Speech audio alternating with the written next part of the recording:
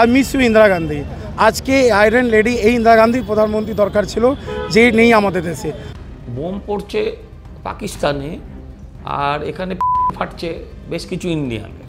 The statement which has come from the President of the United States of America, Mr. Donald Trump, is, whether you like it or not, a factual statement.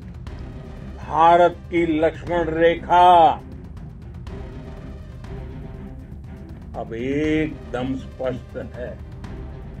अब फिर कोई terror attack हुआ तो भारत जवाब देगा, पक्का जवाब देगा। भारत माता की! भारत माता की! साथियों, आतंक के विरुद्ध भारत की लक्ष्मण रेखा अब एकदम स्पष्ट है। अब फिर कोई टेरर अटैक हुआ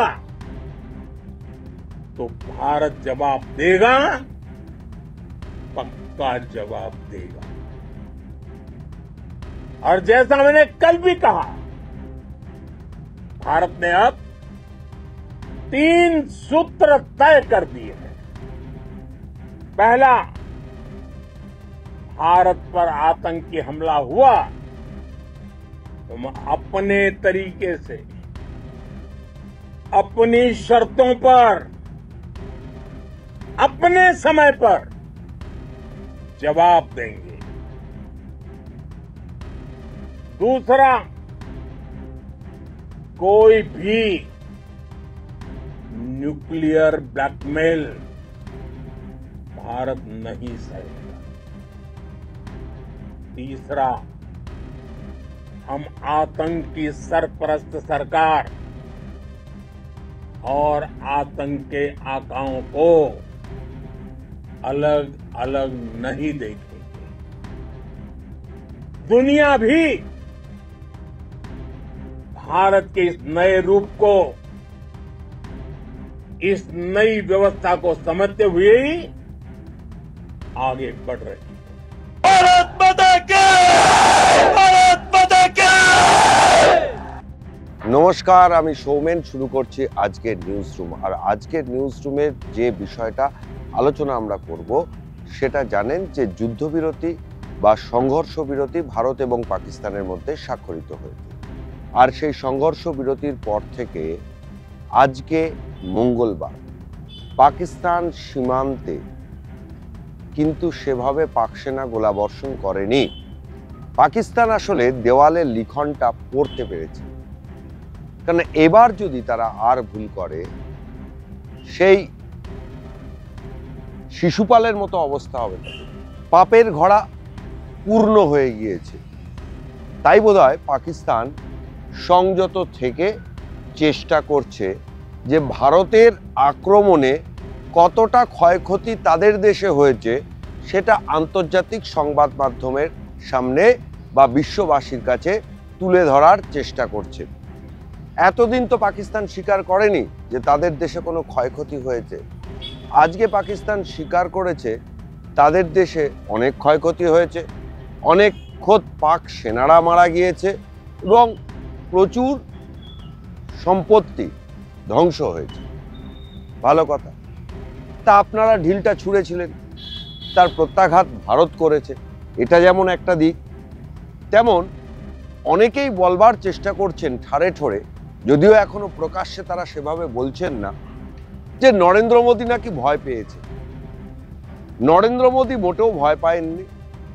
এর আগেও 2019 সালে মার্কিন প্রেসিডেন্ট ডোনাল্ড ট্রাম্প হঠাৎ করে ঘোষণা করেছিলেন যে তিনি ভারত এবং পাকিস্তানের মধ্যে কাশ্মীর সমস্যার সমাধানে খুবই আগ্রহী এবং ভারতের প্রধানমন্ত্রী নাকি তাকে অনুরোধ করেছিলেন এ ব্যাপারে মধ্যস্থতা করতে। বিষয়টি যখন সোশ্যাল মিডিয়া এবং সমাজ মাধ্যমে ছয়লাভ হয়ে গেল, তখন কিন্তু ভারতের প্রধানমন্ত্রীর দপ্তর থেকে এর তীব্র প্রতিবাদ জানানো হয়েছিল। জানিয়ে বলা হয়েছিল এটা ভারত এবং পাকিস্তানের মধ্যে একান্তই একটা দ্বিপাক্ষিক বিষয়। তাই ট্রাম্প কেন কোনো তৃতীয় পক্ষের মধ্যস্থতা করার প্রয়োজন নেই। ভারতের প্রধানমন্ত্রী মোদি এটা জানিয়েছিলেন 1972 সালের সিমলা চুক্তির যে ধারাগুলো ছিল সেই ধারাগুলোর উপর ভিত্তি করে।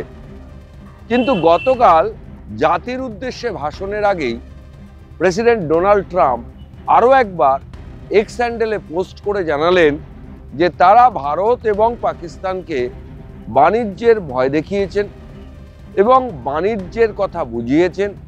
তাই ভারত এবং পাকিস্তান বাধ্য হয়েছে এই সমঝোতা করতে। বেশ ভালো কথা, ট্রাম্প বাবু আমেরিকায় বসে তার বক্তব্য রেখেছেন। কিন্তু সোমবার দিন সন্ধেবেলায় জাতির উদ্দেশ্যে যখন প্রধানমন্ত্রী ভাষণ দিচ্ছিলেন, তিনি সমস্ত কথা কিন্তু যেটা বলেছিলেন তার যদি আমরা অন্তর্নিহিত অর্থ ব্যাখ্যা করি, তিনি কি বলেছিলেন যে টেরর এবং ট্রেড একসাথে চলতে পারে না, এটা ছিল তার প্রথম বাক্য। দ্বিতীয় কথা কি ছিল যে খুন এবং পানি একসাথে যাবে না, অর্থাৎ রক্ত স্নানও ভারত করবে আবার ভারত আবার নদীর জল ছাড়বে, এটা কিন্তু হবে না।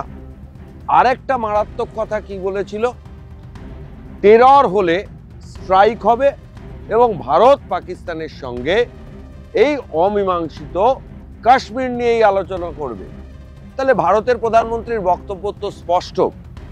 তাহলে কোথায় প্রধানমন্ত্রী মোদি ভয় পেলেন?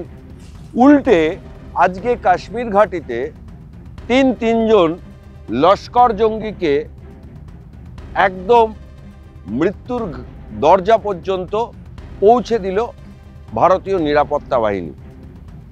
তাহলে সন্ত্রাসের বিরুদ্ধে ভারতের যে অভিযান, সেই অভিযান কিন্তু দেশের ভিতরেও চলছে এবং বিদেশের মাটিতে ভারত কিন্তু সজাগ লক্ষ্য রাখছে বা সজাগ দৃষ্টি রেখেছে কোথাও কোনো বিদেশি ইন্ধন বা কোথাও কোনো বিদেশি মদত থাকছে কিনা। তাহলে ভারত কিন্তু তার সিঙ্গেল পয়েন্ট এজেন্ডাতে খুব পরিষ্কারভাবে দাঁড়িয়ে রয়েছে। কাজেই ভারতের প্রধানমন্ত্রীর ভয় পাওয়ার কোনো জায়গা নেই। কিন্তু 1971 সালে অনেকেই তুলনা করার চেষ্টা করছেন। 1971 সালে তৎকালীন প্রধানমন্ত্রী ইন্দিরা গান্ধী যে স্ট্যান্ড নিয়েছিলেন আর 2025 সালে ভারতের প্রধানমন্ত্রী নরেন্দ্র মোদী যে স্ট্যান্ড নিয়েছেন, সেই স্ট্যান্ডে নাকি অনেকটাই ফারাক রয়েছে। I miss you Indira Gandhi. আজকে আয়রন লেডি এই ইন্দিরা গান্ধীর প্রধানমন্ত্রী দরকার ছিল, যে নেই আমাদের দেশে।